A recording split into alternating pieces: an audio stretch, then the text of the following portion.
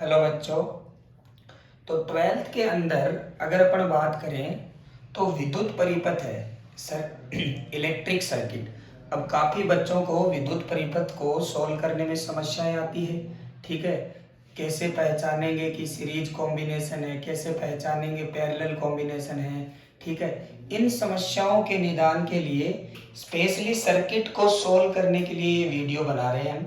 ठीक है, तो आप ध्यान से देखना। इसके बाद में गारंटी है आपको कभी भी सर्किट सॉल्व करने में कोई भी समस्याएं नहीं आएगी, लेकिन आपको ध्यान से समझना है, एक एक पॉइंट को बहुत ही ध्यान से समझना है।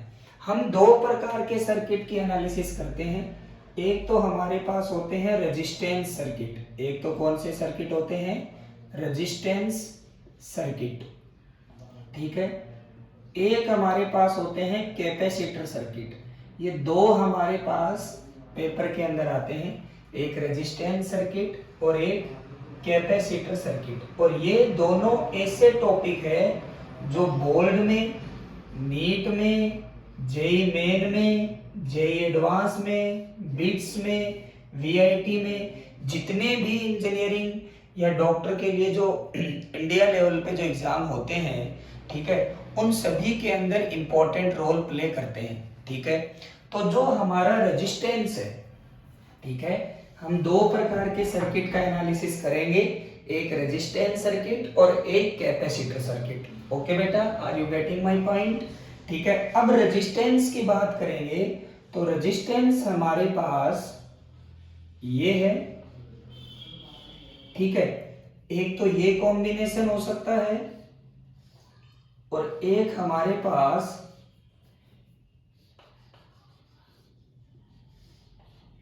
ये कॉम्बिनेशन हो सकता है। इसको बोलते हैं अपन R1, इसको बोलते हैं R2, ये आपका R1, ये आपका R2। ठीक है, इसी टाइप से हमारे पास कैपेसिटर के भी दो ही कॉम्बिनेशन होते हैं। ठीक है, ये आपका C1, ये आपका C2, या फिर आपका ये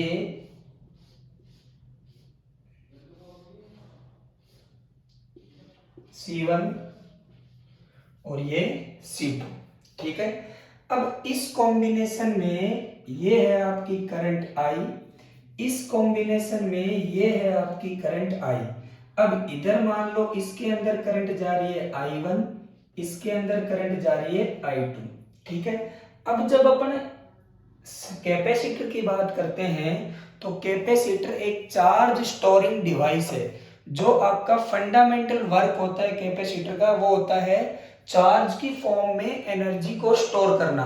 आपने फॉर्मूला पढ़ा होगा Q2/2C या हाफ CV²। ओके बेटा, तो सीरीज कॉम्बिनेशन है तो इस कैपेसिटर के ऊपर भी चार्ज क्यों रहेगा और इसके ऊपर भी चार्ज क्यों रहेगा।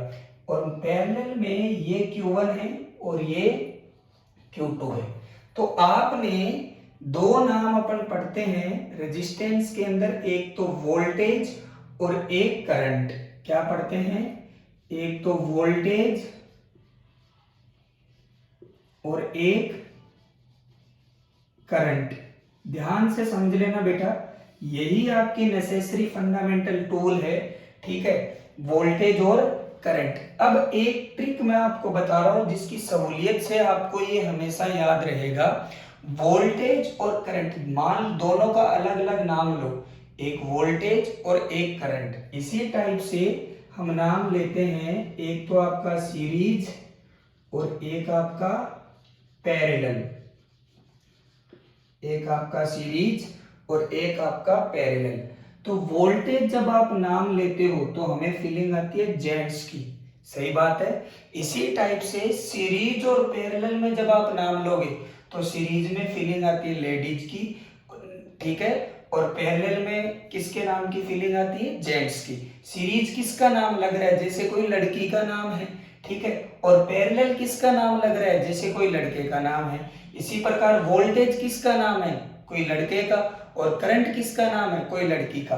तो करंट लड़की लड़की का पक्ष लेती है तो सीरीज के अंदर क्या सेम रहेगी? करंट। और पैरेलल के अंदर क्या सेम रहेगा? वोल्टेज, ये ध्यान रखना है। वोल्टेज के अंदर किसके नाम की फीलिंग आ रही है? लड़के की। इसी टाइप से पैरेलल में भी किसके नाम की फीलिंग आ रही है? लड़के की। तो वोल्टेज किसके से अंदर सेम रहता है? पैरेलल कॉम्बिनेशन में। और करंट कौन से कॉम्बिनेशन में सेम रहती है? सीरीज में। ठीक है, जब आपका कैपेसिटर आ जाता है तो करंट की जगह आपको चार्ज याद रखना है। क्या याद रखना है? चार्ज, क्योंकि अपन इसके अंदर किसकी स्टडी करेंगे? चार्ज की। ओके, तो ये आप कभी नहीं भूलोगे।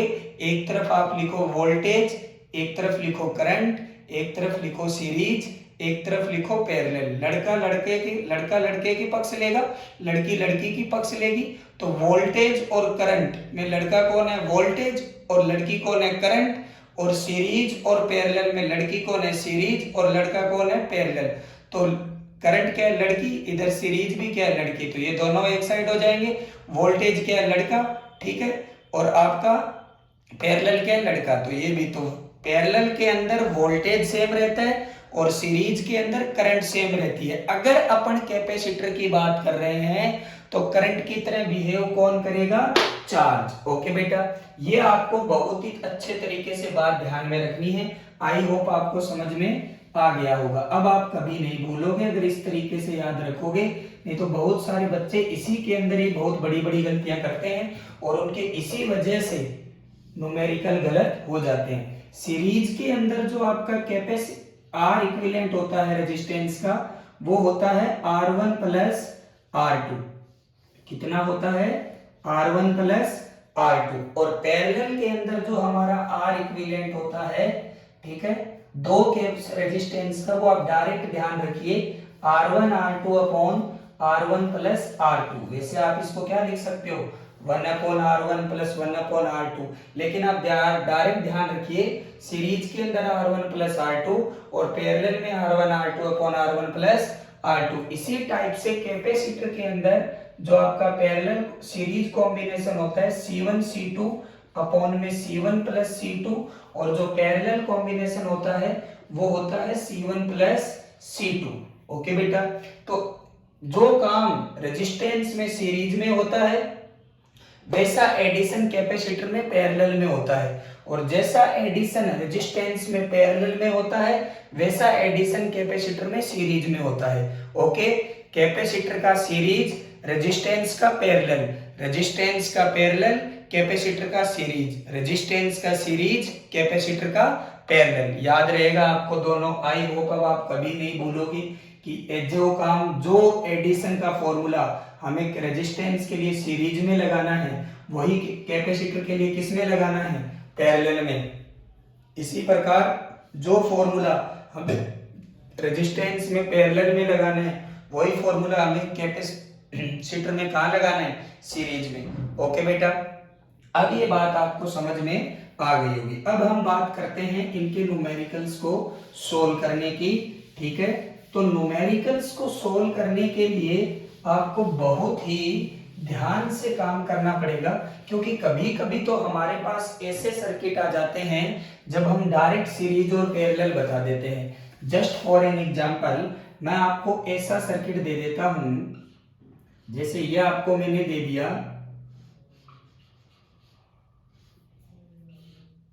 ये दो रेजिस्टेंस है, इसकी वैल्यू है 3 ओम और इसकी वैल्यू है 6 ओम। ये आपका पॉइंट ए है और ये आपका पॉइंट बी है। ओके बेटा, इसी टाइप से ये आपका रेजिस्टेंस है, कैपेसिटर है 3 माइक्रोफेरेड और ये आपकी कैपेसिटेंस है 6 माइक्रोफेरेड। ठीक है, ये आपका पॉइंट ए है और ये आपका पॉइंट बी है। इनके बीच में अब देखो, यहां से आपने तो यहां से आप नॉर्मल देख के बता सकते हो कि ये दोनों किस में है? पैरेलल में है। ये दोनों भी किस में है? पैरेलल में। कभी कभी तो हम डायरेक्ट देख के बता सकते हैं कि वो पैरेलल में है या सीरीज में है। अगर आपको नहीं पता चले तो ये बात आपको ध्यान रखनी है, अगर आपको मान लो देखने से बिल्कुल भी पता नहीं चल रहा तो आप जिन दो टर्मिनल के बीच में आपसे आर इक्विवेलेंट पूछा है उन दोनों टर्मिनलों के बीच में बैटरी कनेक्ट कर दीजिए। क्या कनेक्ट कर दीजिए? बैटरी। जिन दो टर्मिनलों के बीच में आपको सी इक्विवेलेंट पूछा है, उन दोनों टर्मिनलों के बीच में आप एक बैटरी कनेक्ट कर दीजिए। ठीक है, नॉर्मल मेथड। अब बैटरी का वोल्टेज मान लीजिए V, बैटरी का वोल्टेज क्या मान लेंगे, V। कोई प्रॉब्लम यहाँ तक। अब इस बैटरी का ये मतलब होता है कि इसका ये वाले टर्मिनल और ये वाले टर्मिनल का जो डिफरेंस है वो V है। इस छोटे वाले टर्मिनल का ये बिल्कुल मतलब नहीं होता कि इसकी वैल्यू नेगेटिव है। इसका मतलब ये होता है कि इसकी वैल्यू इसके कंपैरिजन में कम है। मतलब बड़े वाले टर्मिनल की वैल्यू ज्यादा होती है और छोटे वाले टर्मिनल की वैल्यू कम होती है, और इन दोनों का जो डिफरेंस है वो हमेशा क्या रहेगा, V। ठीक है, तो अब हम सोल्व करने के लिए छोटे वाले टर्मिनल पे वोल्टेज 0 मान लेते हैं और बड़े वाले टर्मिनल पे वोल्टेज V मान लेते हैं। सर हम इस पे V भी और 2V भी मान सकते थे, बिल्कुल मान सकते थे। क्यों सर, क्योंकि इनका डिफरेंस कितना रहना चाहिए, V। तो अगर ये V है तो ये कितना होगा, 2V। अगर ये 2V है तो ये कितना होगा, 3V। डिफरेंस हमेशा ये रहना चाहिए, बाकी आप यहाँ कुछ भी मानो, लेकिन हम सहूलियत के लिए इसे 0 मान लेंगे और इसे क्या मान लेंगे, V। तो डिफरेंस हमें कितना मिल गया, V। अब यहां से चले आप, चलते जाओ चलते जाओ चलते जाओ, यहां तक जब आप गए तो बीच में कोई और रेजिस्टेंस आया क्या, नहीं। इसका मतलब यहां भी आपका वोल्टेज कितना रहेगा, V। अगर रेजिस्टेंस आ जाए, अगर कैपेसिटर आ जाए, तो आपका जो वोल्टेज है वो चेंज हो जाता है, लेकिन जब तक रेजिस्टेंस नहीं आता तब तक आपके वोल्टेज में किसी भी प्रकार का कोई भी चेंज नहीं होगा। फिर हम यहाँ से चले, यहाँ से चले, यहाँ से चले और यहाँ पहुंच गए, तो यहाँ भी कोई रेजिस्टेंस आया क्या, नहीं। तो यहाँ भी कितना है, V। फिर हम यहाँ से चले, यहाँ पहुंच गए, तो यहाँ भी कितना है, V। फिर हम यहाँ से चले और यहाँ पहुंच गए, तो यहाँ भी कितना है, V। फिर हम यहाँ से चले और यहाँ पहुंच गए, तो यहाँ भी कितना है, V। ठीक है, अब इधर से चलना शुरू करो, यहाँ से चले, यहाँ पहुंच गए, तो कोई रेजिस्टेंस बीच में आया क्या, नहीं।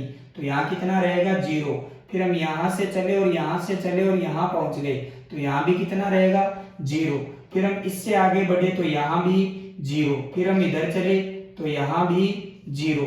फिर हम इधर चले, यहाँ भी 0 और यहाँ भी 0। जब तक बीच में रेजिस्टेंस नहीं आते तब तक आपको चेंज नहीं करना, लेकिन जैसे ही इसके आगे जाओगे रेजिस्टेंस आ गया, लेकिन जैसे इसके आगे जाओगे तो रेजिस्टेंस आ गया, तो इसके आगे के बारे में अपन कुछ भी नहीं बता सकते। अब देखो, इन दोनों टर्मिनल, इस रेजिस्टेंस के पास जाओ और इसके दोनों टर्मिनल पूछो, इसका एक टर्मिनल ये रहा और एक टर्मिनल ये रहा, इन दोनों के बीच में वोल्टेज डिफरेंस देखो, यहाँ कितना है, V, यहाँ कितना है, 0। तो इस दोनों का डिफरेंस कितना हो गया, V माइनस 0 मतलब V। इसी प्रकार इस रेजिस्टेंस के पास जाओ, इन दोनों का डिफरेंस देखो, यहाँ कितना है, 0, यहाँ कितना है, V। तो इसके टर्मिनल पे भी वोल्टेज डिफरेंस कितना है, V। अब देखो, ऊपर वाले पे भी वोल्टेज डिफरेंस V है, नीचे वाले पे भी वोल्टेज डिफरेंस V है। इसका मतलब ये दोनों रेजिस्टेंस कौन से कॉम्बिनेशन में है, वोल्टेज कौन से में सेम रहता है, पैरेलल में, और करंट किस में सेम रहती है, सीरीज में। अगर वोल्टेज सेम है तो ये दोनों रेजिस्टेंस कौन से कॉम्बिनेशन में हैं, पैरेलल कॉम्बिनेशन में। तो R इक्विवेलेंट का फॉर्मूला क्या लगाओगे, R1 R2 upon R1 plus R2, तो मतलब कितना ओम आ गया, 2 ओम। क्या ये बात आपको समझ में आई। इसी टाइप से इसमें चलो, यहां इन दोनों का डिफरेंस कितना रहना चाहिए, V। तो यहाँ पे 0, यहाँ पे V। अब इससे इधर चलो, कोई कैपेसिटर आया क्या, नहीं आया, तो यहाँ भी कितना रहेगा, V। फिर ऊपर चलो, यहाँ कोई कैपेसिटर आया क्या, नहीं आया, तो यहाँ भी कितना रहेगा, V। फिर आगे चलो, यहाँ कोई कैपेसिटर आया क्या, नहीं आया, तो यहाँ भी कितना रहेगा, V। फिर यहाँ भी कितना है, V, और यहाँ भी कितना है, V। अब इधर चलो, कोई कैपेसिटर नहीं आया तो यहाँ 0, तो यहाँ भी कितना रहेगा, 0, और यहाँ भी 0। अब वही बात, इस कैपेसिटर के पास जाओ, इसके टर्मिनल पे यहाँ वोल्टेज कितना है, V, यहाँ कितना है, 0। तो वोल्टेज डिफरेंस कितना आ गया, V। और इसी टाइप से इसके टर्मिनल पे भी वोल्टेज डिफरेंस कितना आ गया, V। तो इसके टर्मिनल पे भी वोल्टेज डिफरेंस V है, इसके टर्मिनल पे भी वोल्टेज डिफरेंस V है, तो टोटल कितना हो जाएगा, VV। इसका मतलब कौन सा कॉम्बिनेशन है, सीरीज कॉम्बिनेशन नहीं है, क्योंकि सीरीज कॉम्बिनेशन में क्या सेम रहती है, करंट या चार्ज, इसका मतलब वोल्टेज सेम आ गया, तो ये कौन सा कॉम्बिनेशन है, पैरेलल कॉम्बिनेशन। और पैरेलल कॉम्बिनेशन में सी इक्विवेलेंट कैसे निकालते हैं, रेजिस्टेंस का उल्टा, जो रेजिस्टेंस में पैरेलल में करते हैं वो इसमें किस में करते हैं, सीरीज में, और जो रेजिस्टेंस में सीरीज में करते हैं R1 प्लस R2, वो कैपेसिटर में किस में करते हैं, पैरेलल में। तो 3 plus 6 equal to 9 microfarad. I hope आपको ये एक छोटी सी न्यूमेरिकल, एक छोटी सी समस्या जिसके ऊपर अपन ने बात करी, समझ आ गया होगा। ओके बेटा, अब आगे बढ़ते हैं। इस तरीके से आप इनके सॉल्यूशन कर सकते हो। अब सेकंड प्रॉब्लम की बात करता हूं, इसको हटा देते हैं, ठीक है। यहां से आपको ये कंसेप्ट समझना है कि कैसे इन न्यूमेरिकल्स को डील करना है। घबराने की कोई बात नहीं है, आपको बिल्कुल नॉर्मल होके सर्किट सोल्व करने हैं। जितने आप नॉर्मल होके सर्किट सोल्व करोगे उतना ही आपको बेनिफिट होगा। एक इस टाइप का सर्किट बहुत ज्यादा देखोगे आप, बहुत किताबों में आपको मिलेगा भी।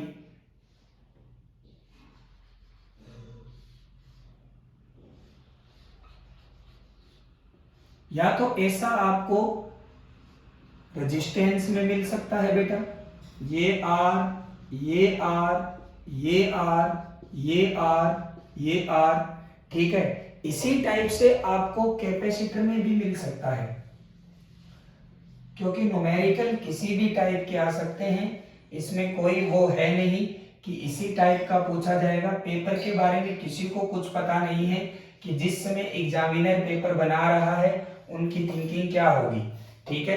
तो इसलिए आपको किसी भी चीज को हल्के में नहीं लेना है। और एक टॉपर स्टूडेंट की ये पहचान होती है कि वो हमेशा पूरा पढ़ के चलता है और एक अच्छे तरीके से पढ़ के चलता है। याद करके जाओगे तो हो सकता है वो चीज नहीं आए और आपके नंबर डिटेक्ट हो जाए। तो तैयारी ऐसी करो कि आपको खुद को एक अच्छा फील हो कि हाँ, अब अगर किसी भी टाइप का न्यूमेरिकल आता है, मैंने ये देखा है कि बच्चे न्यूमेरिकल से बहुत डरते हैं, और न्यूमेरिकल से डरने का रीजन यही है कि वो न्यूमेरिकल करते बहुत कम है। आप जितने ज्यादा न्यूमेरिकल अटेम्प्ट करोगे उतना आपका कॉन्फिडेंस डेवलप होगा, और जितना आप ज्यादा न्यूमेरिकल करोगे उतने ज्यादा आपको फॉर्मूले याद होंगे, उतनी ज्यादा आपकी थ्योरी क्लियर होगी, और उतना ही आपको फायदा कॉम्पिटिटिव एग्जाम्स में मिलेगा, ठीक है। तो आप ध्यान दीजिए इन बातों पे। अब वही बात, आपको ए और बी के बीच में इक्विवेलेंट रेजिस्टेंस पूछा है। क्या पूछा है, ए और बी के बीच में इक्विवेलेंट रेजिस्टेंस पूछा है। तो अब हम क्या करेंगे, हमें बस वही काम करना है, दोनों ए और बी के बीच में क्या जोड़ देंगे, बैटरी। ये काम आपको सबसे पहले करना है। बैटरी का वोल्टेज हम कितना मानेंगे, हम बैटरी का वोल्टेज मान लेते हैं V। कितना मान लेते हैं बेटा, V। अगर इसका वोल्टेज V है, इसका मतलब इसका डिफरेंस कितना है, V। तो यहाँ तो 0 है और यहाँ कितना मान लिया, V। अब इधर चले, यहाँ भी कितना रहेगा, V। यहाँ तक चले, यहाँ भी कितना रहेगा, V। तो यहाँ भी V और यहाँ भी V। इधर चलेंगे तो यहाँ कितना रहेगा, 0। यहाँ भी 0, तो यहाँ भी 0, क्योंकि यहाँ जाएंगे तो कोई रेजिस्टेंस नहीं आया, 0। यहाँ भी 0, यहाँ तक भी नहीं आया, 0। अब देखो, अगर आप इस आगे चलने की कोशिश करें तो आप आगे चलते ही आप इसके बारे में रेजिस्टेंस आ गया, तो यहाँ तो इसका मतलब जैसे ही रेजिस्टेंस आता है वैसे ही आपका पोटेंशियल क्या हो जाता है, चेंज हो जाता है। क्या हो जाता है, चेंज। तो जैसे ही आपका रेजिस्टेंस आता है वैसे ही आपका पोटेंशियल चेंज हो जाता है। तो यहाँ पे आपको नहीं पता कितना है तो आप x मान लीजिए। इसी टाइप से जब यहाँ से आप आगे आओगे तो रेजिस्टेंस आ गया, तो आपका पोटेंशियल क्या होगा, चेंज। अब यहाँ x मान लिया, सर यहाँ भी x मान लो, क्या, बिल्कुल नहीं मान सकते, क्योंकि इधर ये कितना था, 0। 0 से कूदने के बाद आप यहाँ आए हो तो यहाँ कुछ अलग आएगा। इधर कितना था, v। v से कूदने के बाद यहाँ आए हो और v से कूदने के बाद आपने x माना है। अगर आप x से कूद के यहाँ जाओगे तो कुछ अलग आएगा, इसलिए आपने यहाँ कितना मान लिया, y। एक टाइम के लिए आप ऐसा मानिए। ओके बेटा, अब हम शुरू करते हैं। अब देखो, आप इस टर्मिनल पे खड़े हो, ठीक है। ये इसको आप नाम दे दो 1 और इसको आप नाम दे दो 2। ये आपका जो 1 है वो एक नोड है, तो आप इसको नोड को बोलते हैं संधि। जहां पर 2 से अधिक ब्रांचें आके मिलती है उनको बोलते हैं संधि। ये आपको पढ़ाया होगा जहां पे आप पढ़ते हो, ठीक है ना, संधि की डेफिनेशन। अब देखो यहाँ पे आप आके खड़े हो गए, तो यहाँ खड़े होने के बाद एट नोड, पहले फर्स्ट की बात कर लेते हैं चलो। तो एट नोड फर्स्ट पे जब आप खड़े हो तो ध्यान से देखना, आप सबसे पहले ये देखो नोड 1 पे खड़े होके कि आप कितने रेजिस्टेंस से जुड़े हुए हो। एक तो ये हो गया, एक ये हो गया, दो, और आप टोटल 3 रेजिस्टेंस से जुड़े हुए हो। तो अब इन तीनों रेजिस्टेंस में से जाने वाली करंट का सम 0 कर दो, क्योंकि यही आपका किरचॉफ का फर्स्ट लॉ होता है कि किसी भी संधि पे, किसी भी नोड पे करंट का, ठीक है, धारा का कुल बीजगणितीय योग, टोटल एल्जेब्रिक सम 0 होता है। तो हम इसके लिए करंट लिखेंगे, 3 रेजिस्टेंस है, जहां पे आप खड़े हो उसको हमेशा पोटेंशियल को बड़ा मानना है, बाकी उससे सारे पोटेंशियल छोटे मानने हैं। इस समय आप कहां खड़े हो, नोड 1 पे, तो इसके पोटेंशियल को सबसे बड़ा मानना है, बाकी सारे पोटेंशियल को छोटा मानना है। तो देखिए ये है, तो इसको क्या लिख सकते हैं, x, इसके टर्मिनल पे वोल्टेज डिफरेंस कितना है, यहाँ x है, यहाँ v है, तो वोल्टेज डिफरेंस कितना हो गया, x माइनस वी, और रेजिस्टेंस कितना है, r अपॉन में r, पहला हो गया। दूसरा रेजिस्टेंस ये रहा, क्या लिखेंगे, x माइनस वाई अपॉन में रेजिस्टेंस कितना है, r। सर ये कहां से आया, ओम्स लॉ से, v बराबर क्या होता है, आई आर, तो I बराबर क्या होता है, V अपॉन आर। लेकिन यहाँ पे V क्या होता है, potential difference between two points, आपको यही तो बताया जाता है ओम के नियम में, ठीक है।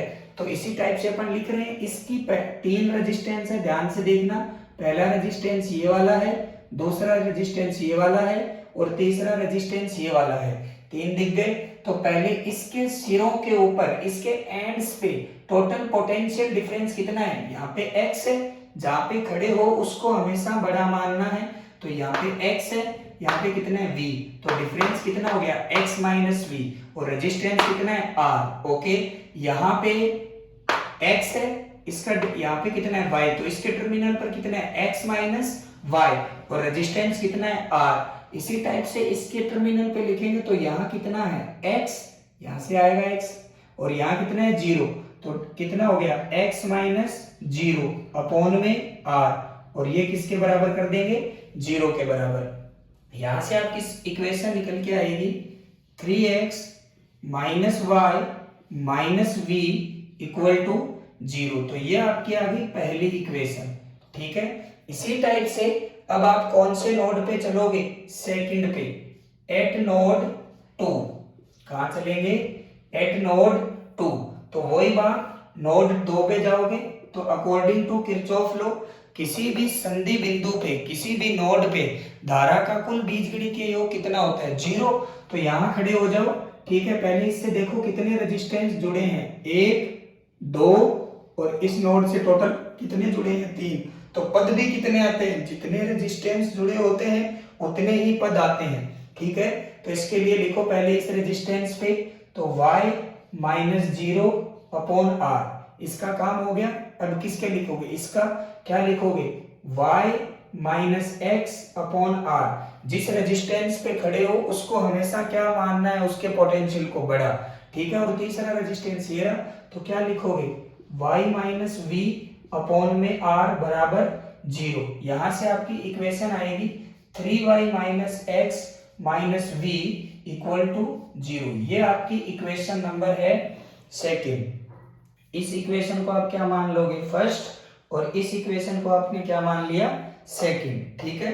अब इन दोनों इक्वेशंस को आप बराबर कर दोगे, तो 3x minus y minus v equals to, या यहां से v की वैल्यू निकाल लो पहली इक्वेशन से, तो पहली इक्वेशन से कितनी आएगी, 3x माइनस वाई, और सेकंड इक्वेशन से कितनी आएगी, 3y माइनस एक्स। इन दोनों को बराबर कर दोगे तो आपके पास आएगा 4x इक्वल टू 4y, तो x इक्वल टू y।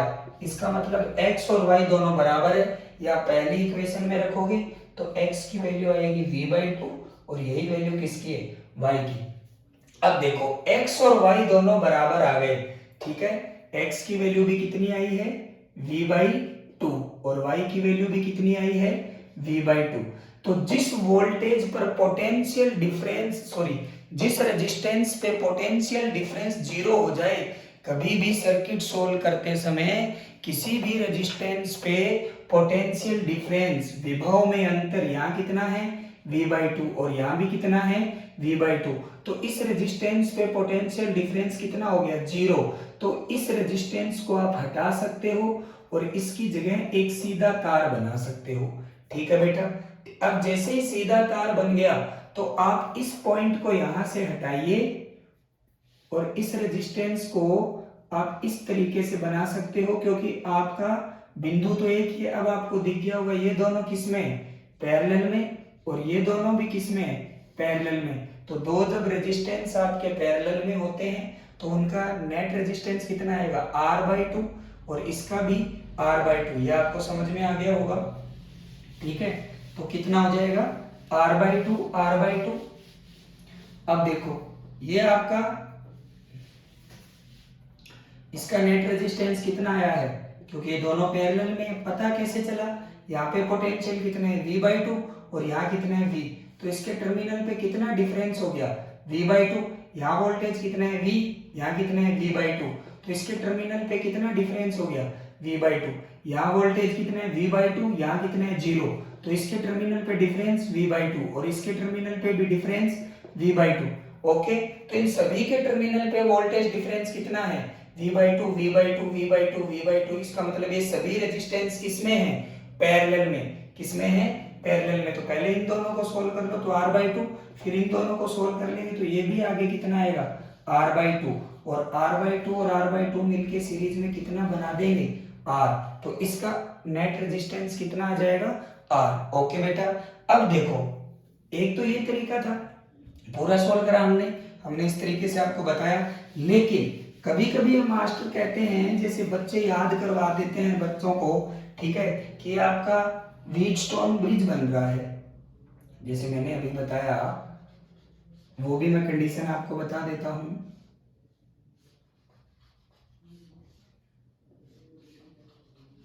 जैसे आपको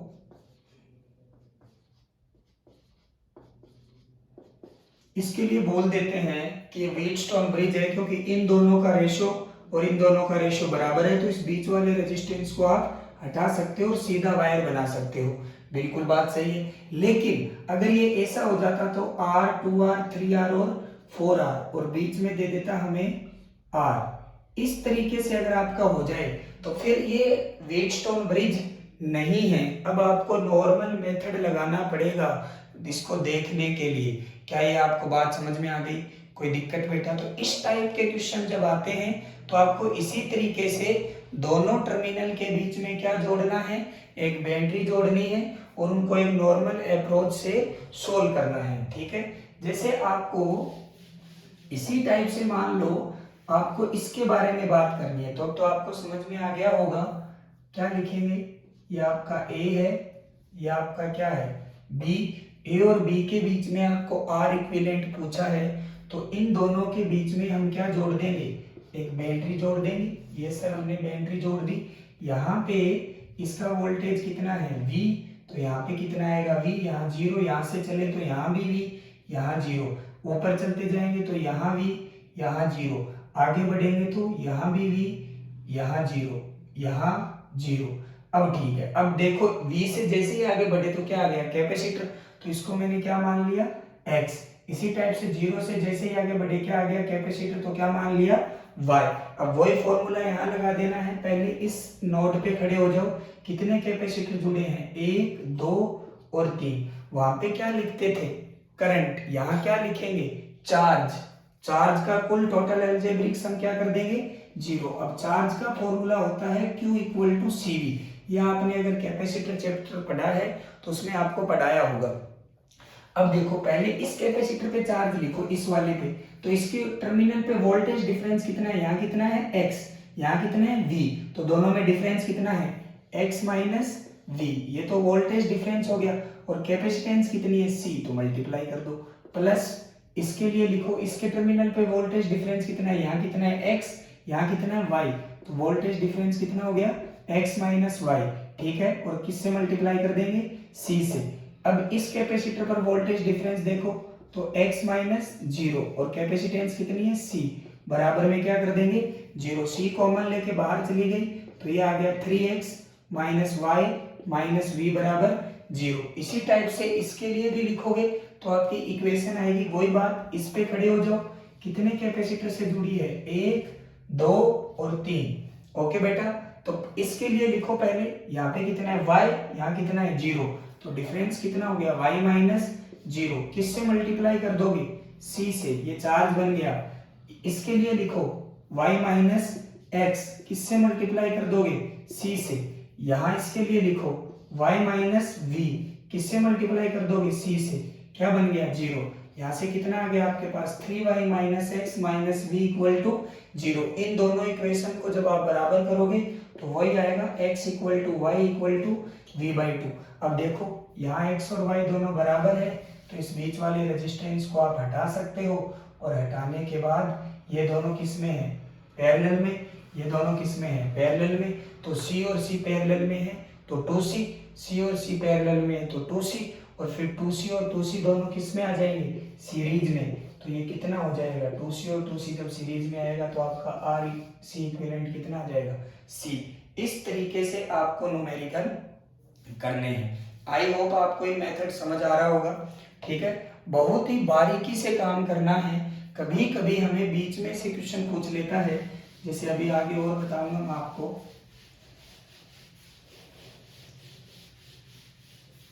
एक जो बड़ा ही फेमस क्वेश्चन आपके सामने बार बार आता है, वो बड़ा ही फेमस क्वेश्चन जो आपके है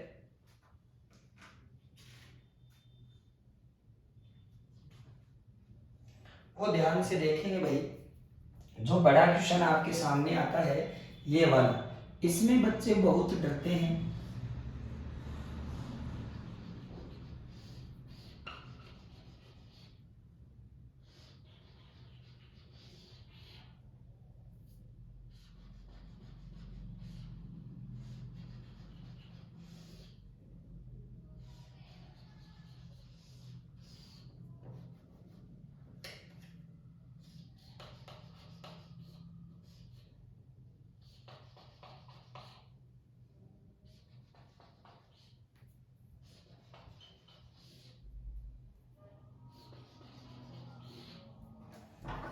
ये वाला क्वेश्चन पूछा जाता है पेपर में, और ये बहुत बार पूछा जाता है, ठीक है। लास्ट ईयर ये बोर्ड के एग्जाम में आया था, तो हमसे ये भी पूछा जा सकता है कि आर इक्विवेलेंट की वैल्यू भी इसमें आपसे पूछी जा सकती है, ठीक है। बड़ी समस्या आती है, बच्चे घबरा जाते हैं पहली बार तो देखते कि क्या मामला दे दिया, इसमें तो फंस गए हैं। तो ऐसा कुछ नहीं है, जैसे इसमें आपका पॉइंट है ये मान लिया ए, ये आपका पॉइंट है बी, ये आपका पॉइंट है सी, और ये आपका पॉइंट है डी, ठीक है बेटा। अब कोई कहेगा सर ई भी तो है, तो जैसा आपके लिए सी है वैसा ही ई है, ठीक है। यहाँ पे अगर लिखोगे तो ये इधर वाला फलक देखो, ये वाला फलक, ठीक है, ये एक आपका क्या है वर्ग, और वैसे ही फलक ये है, तो ये इसके क्या है सामने, तो ये रहा इसके सामने, सी भी वैसा ही है, ठीक है। तो इसमें 4 क्वेश्चन है। आपसे ऐसा भी पूछ सकता है कि आर ए बी की वैल्यू कितनी होगी, आपसे ये भी पूछ सकता है कि आर बी सी की वैल्यू कितनी होगी, सॉरी आर ए सी, और आपसे ये भी पूछ सकता है कि आर ए डी की वैल्यू कितनी होगी। ये ज्यादा फेमस है, थोड़ा आर ए डी बहुत पूछता है, ठीक है बेटा। तो अब आर ए डी अपन कैसे निकालेंगे, तो वही बात, सबसे पहले आपको अगर सर्किट सममित दिया है, क्या दिया है सममित, तो सममित सर्किट देते ही हमारे खुशी हो जानी चाहिए कि अब ये सर्किट और ज्यादा आसान हो गया। कैसे अभी बताऊंगा, तो ध्यान से सुनना, बहुत ही इंपॉर्टेंट बात है। वही बात आपको, ये ए है और ये आपका क्या है डी।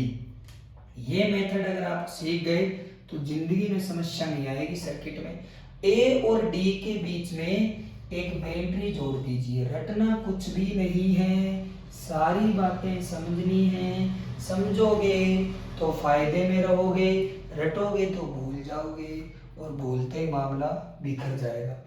इस वोल्टेज को मान लिया V, V मानते हैं हमेशा, कोई दिक्कत। अब ध्यान से, अगर आपका सर्किट असममित है, जैसे पीछे वाले सर्किटों का अपन ने अध्ययन करा, वो असममित सर्किट थे, तो वहां पे आप एक तरफ तो क्या मानते हो V और एक तरफ मान लेते हो 0। लेकिन जब सर्किट सममित आ जाए तो आपको यहाँ तो मान लीजिए V/2 और यहाँ क्या मान लोगे -V/2। क्यों सर? क्योंकि इससे आपको मिलेगा फायदा। अभी भी इन दोनों का डिफरेंस अगर आप निकालोगे तो V/2 माइनस करके V/2, क्योंकि डिफरेंस निकालना है तो अभी भी डिफरेंस कितना आता है V। इसका मतलब हमें ये डिफरेंस ही तो चाहिए, हाँ या ना? वो कितना होना चाहिए V। तो इस तरीके से सबसे पहले अपन एक तरफ सर्किट अगर सममित है तो V मानेंगे, V/2 मानेंगे, और दूसरी तरफ -V/2, क्योंकि उसका भी सम कितना डिफरेंस कितना रहता है V। अब देखो ध्यान से, यहां से चले यहां पहुंच गए तो यहाँ कितना आएगा V/2, यहां से चले यहां पहुंच गए, यहाँ कितना आएगा -V/2। समझ में आई बात? अब देखो यहां से जब तुम आगे कूदोगे तो आगे जैसे ही कूदने की कोशिश करोगे तो बीच में क्या आ गया रेजिस्टेंस, तो पोटेंशियल बदलेगा। तो आपने यहाँ V/2 पे खड़े थे और जैसे ही आगे गए क्या आया रेजिस्टेंस, तो पोटेंशियल बदल गया। मान लिया X आया, इस रास्ते को तय करके गए यहाँ पे। इसी टाइप से यहाँ खड़े थे V/2 पे और आगे गए तो जैसा बाह्य रेजिस्टेंस ये मिल गया वैसा ही रेजिस्टेंस भाई ये मिल गया तुमको, है ना? ये क्या बोल रहा है मेरा नाम R, ये भी क्या बोल रहा है मेरा नाम R, ये क्या बोल रहा है मेरी वैल्यू R, ये भी क्या बोल रहा है मेरी वैल्यू R। अब देखो चले यहाँ V/2 से थे, आगे R आया तो आपने आगे रेजिस्टेंस कितना बताया, सॉरी वोल्टेज कितना बताया X। इसी टाइप से यहां से चलोगे आगे वही रेजिस्टेंस आया, वही वैल्यू आई है, तो इसके साथ तो नाइंसाफी नहीं कर सकते ना, इसको भी कितना कहोगे कि ये भी X ही है, ठीक है? क्योंकि रेजिस्टेंस सेम है, जहां से चले थे वो पॉइंट सेम है, तो पोटेंशियल का जो अंतर चेंज आएगा वो भी क्या आएगा same. Are you getting my point? Okay. अब यहां से चलेंगे V/2 से तो वही बात, आगे चले चलते ही आगे क्या आया R, तो ये भी क्या कह रहा है कि मैं भी R हूं, मेरी भी वैल्यू R है, तो आप यहाँ क्या कहोगे कि यहाँ भी फिर वोल्टेज X ही आएगा। क्या समझ में आया आपको पॉइंट?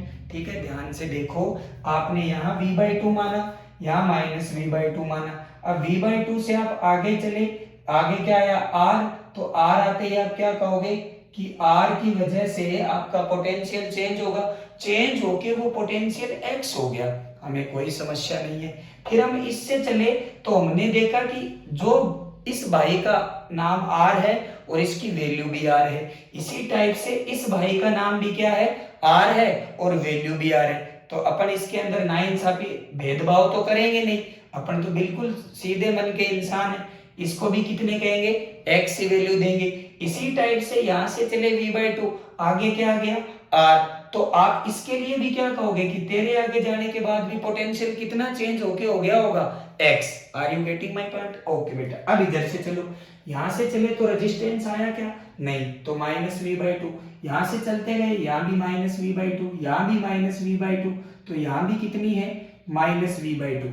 अब इससे आगे चले तो क्या आ गया रेजिस्टेंस, तो वैल्यू तो इसकी भी R है, चल कहां से रहे हो -V/2 से, तो V/2 की वजह से कितना आया था X, तो -V/2 की वजह से कितना आ जाएगा -X। इसीलिए अपन सममित मानते हैं ताकि हमारी कैलकुलेशन सिंपल हो जाए। इससे आगे चलोगे तो वही रेजिस्टेंस है, तो यहां भी कितना होगा -X। इससे आगे चलोगे तो वही रेजिस्टेंस है R, तो यहां भी कितना हो गया -X। अब आप ध्यान से देखो, आपके सारे जितने भी पॉइंट है उन सभी पॉइंट पे आपने पोटेंशियल लिख लिया है, ठीक है ना? एक भी पॉइंट आपका इस सर्किट में ऐसा नोड नहीं बचा जिसका पोटेंशियल तुम नहीं लिख पाए, ठीक है? यहाँ V/2 है, यहाँ -V/2 है, इस V/2 से आगे गए तो R है, यहाँ पे X मान लिया, इस V/2 से आगे गए तो R है, तो इसकी वजह से भी वही X होगा, इसकी V/2 की वजह से आगे गए तो रेजिस्टेंस यहाँ भी R है, तो इसका इतना हो गया X। अब किसी भी एक कोने पे खड़े हो जाओ, आप तो हमेशा इस कोने पे खड़े होने की कोशिश करना, ठीक है ना? इस कोने पे खड़े हो जाओ नॉर्मल तरीके से, ठीक है, सभ्य मानस की तरीके से, एकदम शरीफ लड़का खड़े हो गए और इसको देखा कि कितने रेजिस्टेंस से जुड़ा हुआ है ये बिंदु, कितने रेजिस्टेंस से जुड़ा हुआ है, 3 रेजिस्टेंस से। तो कितने पद आएंगे, 3 पद आएंगे। लिखना शुरू करते हैं। तो यहाँ का इस रेजिस्टेंस के टर्मिनल पे वोल्टेज डिफरेंस लिखेंगे। तो यहाँ कितना है x और यहाँ कितना है -x। तो x फिर -x अपॉन में क्या लिख देंगे r। तो इसमें से जाने वाली करंट आ गई। अब इसके लिए लिखो यहाँ कितना है x, यहाँ कितना है x माइनस आगे कितना है -x अपॉन में r। अब इसके लिए लिखो यहाँ कितना है x, यहाँ कितना है v/2। तो डिफरेंस कितना आ गया x माइनस v/2 अपॉन में r बराबर में 0।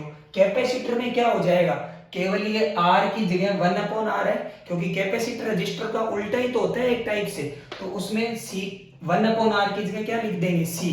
आप तो ये ध्यान रखो कैपेसिटर रजिस्टर का उल्टा होता है। वैसे इसके अंदर को एक रेजिस्टेंस की यूनिट ओम होती है, उसकी फेरेड होती है, ठीक है। तो ध्यान से देख ले भाई, माइक्रो फेराडे बोलते हैं वहां पे। अब ध्यान से देखो भाई, यहाँ पे अब सोल्व करेंगे इसको। तो यहाँ पे कितना आएगा 2x upon r plus 2x upon r plus x minus v/2 upon r, ठीक है। यहाँ पे 5x माइनस v/2 बराबर 0। तो x बराबर कितना आ गया v/10। अब ध्यान से देखो, जैसे ही आपको x की वैल्यू पता चली, आपको सभी पोटेंशियल पता चल गए कि यहाँ पोटेंशियल कितना है v/10, यहाँ पोटेंशियल कितना है v/10, यहाँ पोटेंशियल कितना है v/10, यहाँ पोटेंशियल कितना है -v/10, यहाँ पोटेंशियल तो v/2 ही है -v/2, यहाँ पोटेंशियल कितना है -v/10, यहाँ पोटेंशियल कितना है -v/10, यहाँ पोटेंशियल सबकी जगह लिख लिया। आपने केवल एक ही इक्वेशन सोल्व करी, क्योंकि सिमेट्रिक जब आपका सर्किट आता है और उसको सिमेट्रिसिटी से आप सोल्व करते हो तो इक्वेशन कम बनती है। आप सबसे पहले इस नोड पे खड़े हुए, ठीक है, कितने रेजिस्टेंस जुड़े हुए हैं, 3 रेजिस्टेंस जुड़े हुए हैं। नॉर्मल आपने देखा, इनके टर्मिनल पे आपने पोटेंशियल डिफरेंस लिखा, सोल्व कर लिया, x की वैल्यू निकाल ली। यहाँ तक आई होप आपको समझ में आ गया होगा। अब इसके आगे बढ़ते हैं। x बराबर जैसे ही आपका v/10 आया, ठीक है, तो v/10 आने के बाद में अब हम सर इक्विवेलेंट रेजिस्टेंस कैसे निकालें। तो इक्विवेलेंट रेजिस्टेंस निकालने के लिए आप ये ध्यान से देखो कि बैटरी के पॉजिटिव टर्मिनल के पास जाओ भाग के। ये रहा बैटरी का पॉजिटिव टर्मिनल, ठीक है। ये पॉजिटिव टर्मिनल कितने रेजिस्टेंस से जुड़ा हुआ है, एक तो इससे जुड़ा हुआ है, एक इससे जुड़ा हुआ है और एक इससे जुड़ा हुआ है। किसके पास जाओगे, बैटरी के पॉजिटिव टर्मिनल के पास में। उस पॉजिटिव टर्मिनल से जुड़े हुए रेजिस्टेंस देखो कितने हैं, 1 2 3। तो उसके लिए आप एक फॉर्मूला लगाओगे, V equals to I equivalent into में R इक्विवेलेंट। R इक्विवेलेंट तो आपको निकालना है, I इक्विवेलेंट होता है उन बैटरी के पॉजिटिव टर्मिनल से जुड़े सभी रेजिस्टेंस, बैटरी के धनात्मक टर्मिनल से जुड़े सभी प्रतिरोधों में से जाने वाली करंट। तो पहले इसकी बात कर लेते हैं, इसमें से कितनी करंट जाएगी। तो करंट कैसे निकालते हैं, पोटेंशियल डिफरेंस कितना है, यहाँ कितना है v/2 और यहाँ कितना है v/10। ओके, एलसीएम कितना आ गया 10, कितना आ गया 5v माइनस v, तो 4v अपॉन 10 मतलब 2v अपॉन 5। इस रेजिस्टेंस में से कितनी करंट जा रही है 2v अपॉन 5। यही पोटेंशियल डिफरेंस इसके टर्मिनल पे है, क्योंकि यहाँ v/2 है, यहाँ कितना है v/2, यहाँ v/10। तो इसमें से भी कितनी जाएगी 2v/5, इसमें से भी कितनी जाएगी 2v/5। तो आपके पास टोटल आपको क्या लिखनी है करंट निकाल लोगे। रजिस्टर टर्मिनल वोल्टेज कितना है 2v/5, इसमें किसका डिवाइड कर दोगे R का, तो ये आपकी करंट आ जाएगी 2v/5R, क्योंकि V बराबर क्या होता है IR, तो I बराबर क्या होता है V अपॉन R। तो V क्या करेंगे, पहले पोटेंशियल डिफरेंस निकालेंगे रेजिस्टेंस के टर्मिनल पे। तो यहाँ v/10 है और यहाँ कितना है v/2, तो पोटेंशियल डिफरेंस कितना हो गया v/2 माइनस v/10। ओके बेटा, तो इन तीनों रेजिस्टेंस में से जाने वाली करंट पहले में से कितनी है 2v/5r plus 2v/5r plus 2v/5r into में r इक्विलेंट, इसको सोल्व कर लेंगे, v कॉमन ले लेंगे तो यहाँ से r इक्विलेंट की जो वैल्यू आएगी वो आएगी 5r/6। कितनी आएगी? 5r/6। और यही आप मिला लेना, चाहे यही आती है। तो एक तो अपन इसको नॉर्मल याद करके जाते हैं एनसीईआरटी में से या कहीं भी, आप हो सकता है आप इस दोनों टर्मिनल के लिए याद करके गए और अगले ने ए बी के लिए पूछ लिया, फिर क्या करोगे? तो याद करना ही नहीं है। फिजिक्स एक ऐसा सब्जेक्ट है, बिल्कुल स्मूथ सा सब्जेक्ट है, नॉर्मल होके इसको पढ़ते जाइए। ये आपको जैसे जैसे समझ आती जाएगी वैसे वैसे आपके बाकी के सब्जेक्ट भी स्ट्रॉन्ग करवा देगी, क्योंकि फिजिक्स आपके माइंड का टेस्ट लेती है। ठीक है, तो आप बिल्कुल कॉन्सेप्ट को समझिए और उस कॉन्सेप्ट को जैसे ही आपके समझ आ जाएगा आपके लिए सर्किट बहुत सारे गेम बन जाएंगे। ओके बेटा, इस तरीके से आपको सोल्व करना है। ठीक है, आप लास्ट में जब आप वोल्टेज निकाल लो तो आप बैटरी के पॉजिटिव टर्मिनल के पास जाइए और उससे देखिए कितने रेजिस्टेंस जुड़े हैं, 3। उन तीनों रेजिस्टेंस में से जाने वाली कुल करंट निकाल देंगे। ठीक है, और उसको किस में रख देंगे? V बराबर I equivalent into R equivalent. तो इस तरीके से करना है जैसे तो आई होप आपको ये समझ आ गया होगा। ठीक है, अब बाकी के जो 2 बच गए उनको इस वीडियो पे आप सब कितना प्यार देते हो, आपको ये कंसेप्ट समझ में आता है, ज्यादा से ज्यादा लाइक शेयर करिए। ठीक है, जितना ज्यादा इस वीडियो पे प्यार मिलेगा तो आगे आपको ऐसे छोटे छोटे कॉन्सेप्ट जो आपके नीट IIT सब में काम आएंगे, बोर्ड में भी काम आएंगे, आपको मिलते रहेंगे। Okay, thank you.